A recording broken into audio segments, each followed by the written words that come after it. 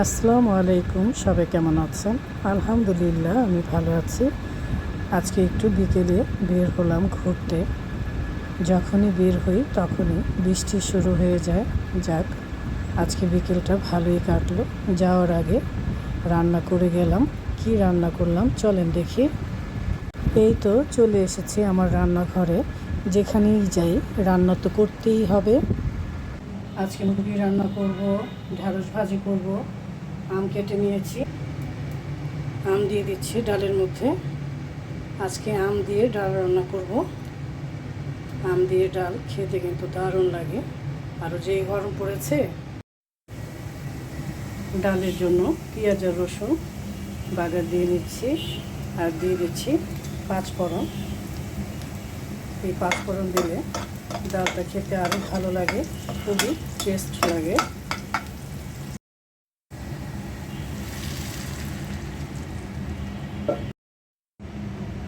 আজকে ডালটা খেতে সেই স্বাদ লাগবে।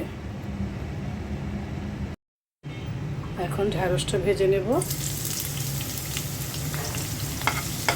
আমি প্রতিদিন যা রান্না করি তাই আপনাদের সাথে শেয়ার করি। কাঁচামরিচ দিয়ে দিলাম, পেঁয়াজটা হালকা ভেজে তারপর ঢ্যাঁড়সটা দিয়ে দেব। যেই গরম পড়েছে, গরমের মধ্যে রান্নাঘরে থাকাটাই দায় হয়ে গেছে।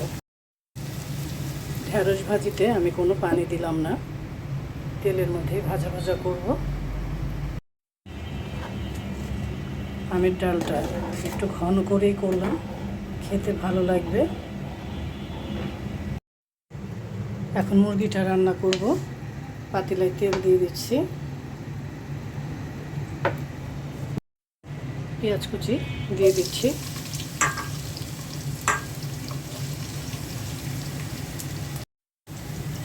গরম মশলা দিয়ে দিলাম। পেঁয়াজের সাথে গরম মশলাটাও ভেজে নেব।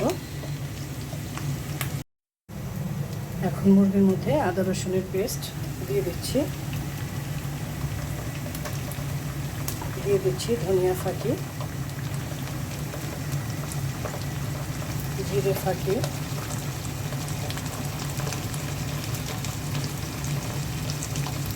হলুদ, শুকনো মরিচের ফাঁকি আর লবণ। অল্প করে পানি দিয়ে দিচ্ছি। মশলাটা কষিয়ে নেব। মুরগি রান্না করাটা একদমই সহজ। মশলাটা কষানো হয়ে গেছে, এখন মুরগিটা মশলার সাথে কষিয়ে নেব। মুরগি হলে আর অন্য কিছু লাগে না ঘরে। তারপরও আমের ডাল আর ঢ্যাঁড়স ভাজি করে নিয়েছি, খেতে ভালো লাগবে গরম গরম ভাতের সাথে। মুরগির মধ্যে ছাদ বাগানের 3 রকমের কাঁচামরিচ দিয়ে দিলাম।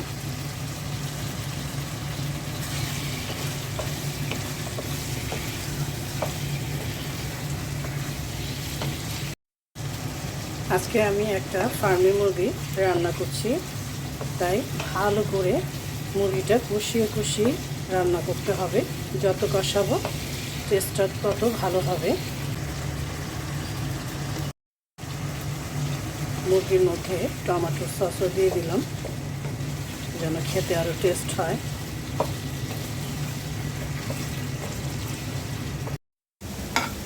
এদিকে ঢ্যাঁড়স ভাজিটাও হয়ে গেছে। ঢ্যাঁড়স ভাজিটা একটা বাটিতে ঢেলে নিলাম। কে কে পছন্দ করেন ঢ্যাঁড়স ভাজি কমেন্টসে জানাবেন।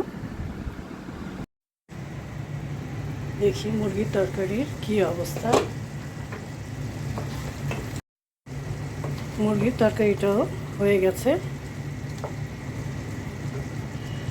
এখন আমি একটু জিরে ফাঁকি দিয়ে দিব। জিরে ফাঁকি দিলে মুরগির তরকারিটা খেতে খুবই টেস্ট লাগে। সবাই ভালো থাকবেন, সুস্থ থাকবেন। আল্লাহ হাফেজ।